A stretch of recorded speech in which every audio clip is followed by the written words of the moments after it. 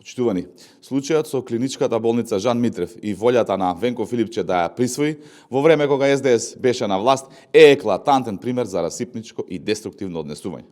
Овој случај покажува каде Филипче ги пренасочувал парите на граѓаните и зошто, а покажува и дека вршил притисок и ветувал помош во судски случаи.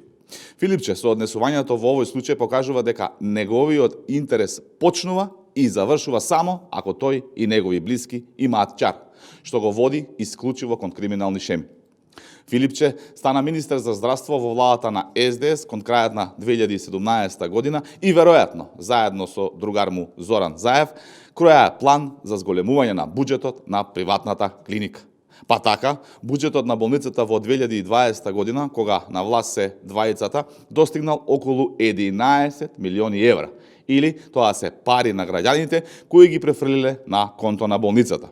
Тоа е дупло зголемување на буџетот на болницата, кој во 2015 година бил околу 5,8 милиони евра. Очигледно, ова бил добро подготвен план за преземање на болницата преку зголемување на буџетот на истата. Ако му успеал планот, значи дека Филипче ќе направил приватизирање на јавни пари. Големо намалување на сумата на народни пари на контото на болницата следи во 2025 година, кога се префрлени околу 7,7 милиони евра. Ова е случај кој несомнено треба да има правна завршница. Ви благодарам, доколку имате прашања, повелете. Постоje Конгресот на СДСМ, односно во Британијата на Конгресот на СДСМ, председателот на СДСМ Венко Филипче ја обвини власта дека турнала Македонија во дипломатска изолација, дека политиката која што се води ја врзува Македонија со, да го цитирам, со антиевропски и проруски центри на моќ со сериозни последици по иднината и безбедноста на државата. Вели дека европскиот пат е блокиран, Европа не отпишала, Америка не запишува. Што велите, каков коментар на ова имате на обвинувањата на лидерот? Благодарам за прашањето. СДСМ и Венко Филипче се синоним за национални предизвика, коленичење и сервис на други политички центри и други политички моќи. Тоа го докажа додека беа на власт. Венко Филипче нема право да обвинува никој за ништо, меѓутоа требал пред Конгресот, пред своето членство, најпрвин да објасни за сите национални предизвика, почнувајќи од она сервилно однесување према Грција, па потоа штетниот договор со Бугарија, потоа оној наметнат француски предлог и сите оние предизвика кои што ги правеше владата на СДСМ.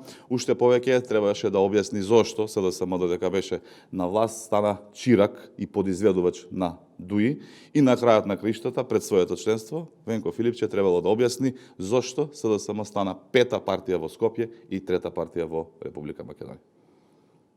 Ви благодарам. Обвинувањето за задолжувањето, исто имаше обвинување дека владата на ВМРО што го правила задолжување, вели не е грешка, тука е финансиско злоусторство врз иднината на нашите деца. Впрочем, ако ги погледнеме бројките, СДСМ не задолжи за 7 години онолку колку што не задолжија сите влади претходно, така што тоа се фактите. Од друга страна, ВМРО-ДПМН се задолжува за реални проекти кои што се видливи секојдневно по улиците, за проекти кои што граѓаните може да ги сретнат како училишта, како градинки, автопати, патишта и се она кое што значи подобрување на инфраструктурата, за разлика од претходно, кога СДСМ енормно не задолжуваше исклучиво за да може да крадат лицата како Артан Груби, Васко Ковачевски и други високи носители на јавни функции.